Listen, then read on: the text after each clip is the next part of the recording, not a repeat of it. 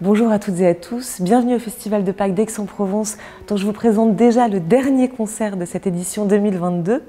Alors comme chaque année, le festival se clôt par la carte blanche de Renaud Capuçon, un concert où il réunit des musiciens amis de différentes générations.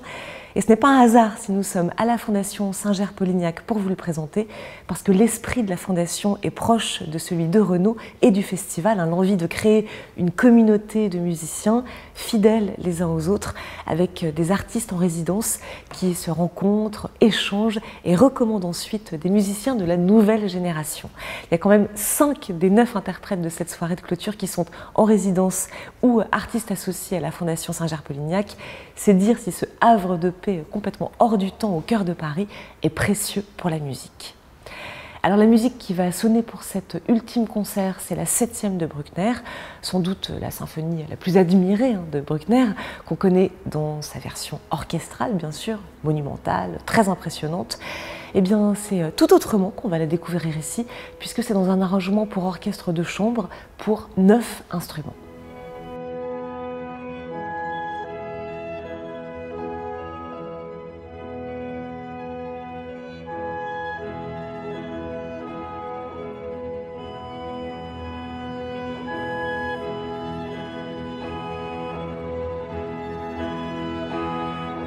C'est Arnold Schoenberg qui est à l'origine des transcriptions des symphonies de Bruckner parce qu'il souhaitait, avec Webern, promouvoir le répertoire contemporain au sein de sa société d'exécution musicale privée et que les moyens manquaient souvent pour réunir les effectifs énormes que nécessitent les symphonies de Bruckner.